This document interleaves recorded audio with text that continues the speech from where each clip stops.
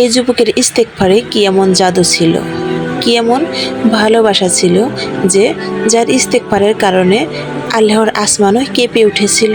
কি হয়েছিল তার তওবায়? চলুন জেনে নেই এই ভিডিও থেকে। প্রিয় মুসলিম ভাই ও বোনেরা, কখনো কি ভেবে দেখেছেন একজন মানুষের ইস্তেগফার এত শক্তিশালী হতে পারে যে তার কান্নায় যেন আসমানও কেঁপে ওঠে? হ্যাঁ, এটি সত্যি। ইতিহাসে এমন এক যুবকের কাহিনী রয়েছে যার তওবা, যার কান্না, যার ইস্তেগফার আল্লাহর দরবারে এত গভীরভাবে পৌঁছেছিল যে মানুষ তা দেখে বিস্মিত হয়েছিল। আমরা অনেকে গুনাহ করি, তারপর ভাবি আমি তো অনেক বড় পাপী, আমার তো অনেক গুনাহ, আল্লাহ কি আমাকে মাফ করবেন? কিন্তু আপনি শুধু মনে রাখবেন, আপনার গুনাহ যত বড়ই হোক, আল্লাহর রহমত তার চেয়েও অনেক বড়।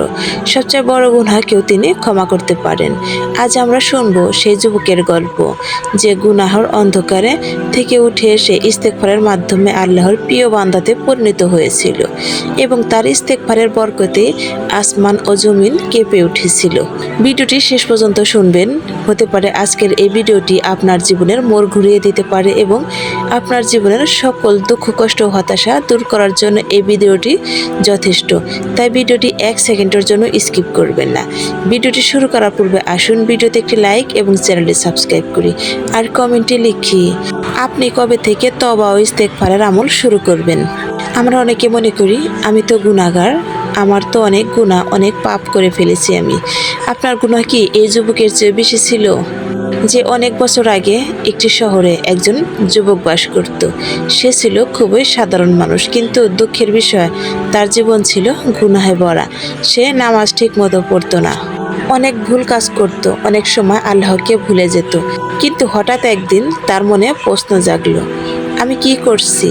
এভাবে কি আমার জীবন শেষ হবে? আমি যদি আজ মারা যাই, আল্লাহকে কি জবাব দেব? এই চিন্তা চেতনা তার হৃদয়কে কাঁপিয়ে দিল। এই একটি প্রশ্ন যেন তার জীবনকে পুরো পাল্টে দিল। সেই রাতে সে প্রথমবারের মতো সত্যিকারের তওবা করার সিদ্ধান্ত নিল। তওবার রাত। সে রাত্রি ছিল অত্যন্ত নীরব। সব মানুষ যখন ঘুমিয়ে পড়েছিল, চতুর্দিকে গভীর অন্ধকার, কিন্তু সেই যুবক ঘুমাতে পারছিল না। তার চোখ দিয়ে অশ্রু ঝরছিল। সে সিজদায় গিয়ে পড়ল এবং কাঁদতে কাঁদতে বলল, আস্তাগফিরুল্লাহ, আস্তাগফিরুল্লাহ, আস্তাগফিরুল্লাহ। তার কান্না ছিল খুবই সত্যিকারের। সে বলল, হে আল্লাহ, আমি অনেক গুনাহ করেছি, আমি অনেক ভুল করেছি, কিন্তু আপনি তো রহমান, আপনি তো রহিম। হে আল্লাহ, আপনি যদি আমাকে ক্ষমা না করেন তাহলে আমার যাওয়ার আর কোনো জায়গা নেই। তার এই ভক্তি ভরা কথা, কান্না আর এক বুক কষ্ট নিয়ে আল্লাহর কাছে দোয়া করা, এটি ছিল তার জীবনের গুনাহ মাপের জন্য যথেষ্ট এবং তার ইস্তেগফার কবুলের প্রথম শর্ত। তাই আপনি যদি আপনার নিজের ভুলের জন্য আল্লাহর কাছে এভাবে কাঁদেন, দোয়া করেন এবং আন্তরিকভাবে তওবা করেন, দেখবেন আল্লাহ তাআলা আপনার গুনাহ মাফ করছেন এবং আপনার দোয়া কবুল করবেন ইনশাআল্লাহ। আল্লাহর প্রতি ভরসা ও বিশ্বাস রাখলে সে কখনো বিফলে যায় না। রাসূলুল্লাহ সাল্লাল্লাহু আলাইহি ওয়াসাল্লাম বলেছেন, যে ব্যক্তি অন্ধকার থেকে আলোর দিকে ফিরে আসতে চায়, আল্লাহ তাকে আলোর পথ দেখান এবং আল্লাহ তার জন্য সব বন্ধ রাস্তা খুলে দিতে শুরু করেন। তাই আপনি যদি নিয়ত করেন এবং চেষ্টা করেন, দেখবেন আপনিও একদিন সফল হবেন। সে রাতে সে এত কান্না করেছিল যেন তার হৃদয় ভেঙে যাচ্ছে। সবচাইতে আশ্চর্যের বিষয় হলো এটি, সে সারা রাত ইস্তেগফার করতে থাকলো যতক্ষণ না তার হৃদয় এক অদ্ভুত শান্তি নেমে এলো। যেন আল্লাহ তার তওবা শুনছেন, যেন আল্লাহ তাকে কাছে টেনে নিচ্ছেন। সেই দিন থেকে তার জীবন পুরো বদলে গেল। যে যুবক একসময় গুনাহে ডুবেছিল, সে হয়ে গেল নামাজি, আল্লাহভীরু একজন দিনদার মানুষ। মানুষ তাকে দেখে অবাক হয়ে বলতো, এই কি সেই যুবক? হ্যাঁ, একটি সত্যিকারের তওবা একজন মানুষের জীবন পুরো বদলে দিতে পারে। প্রিয় ভাই ও বোনেরা, এই গল্পটি আমাদের একটি বড় শিক্ষা দেয়।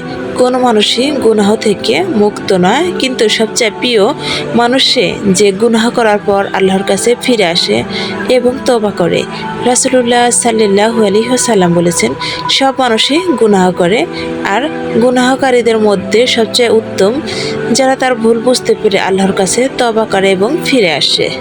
আল্লাহ তাআলা ওই বান্দার প্রতি এত খুশি হন, যতটা খুশি হয় মরুভূমিতে উট হারিয়ে গেলে সেই উট মালিক ফিরে পাওয়ার পর। তার চেয়েতে বেশি খুশি হন আল্লাহ তাআলা। তাই ভাবুন তো, আপনি কি গুনাহ করে বসে থাকবেন? না, আপনি আজই তওবা করুন এবং আল্লাহর কাছে ফিরে আসুন।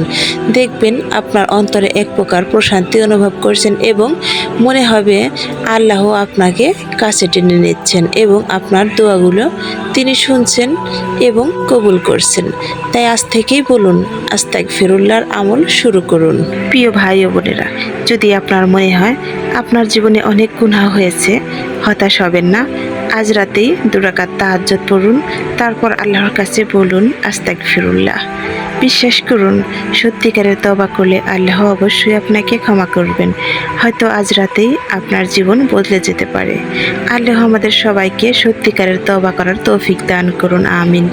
প্রিয় দর্শক, ভিডিওটি ভালো লাগলে শেয়ার করুন যাতে সকলে জানতে পারে আর গুনাহ থেকে তওবার মাধ্যমে আল্লাহর কাছে ফিরে আসতে পারে।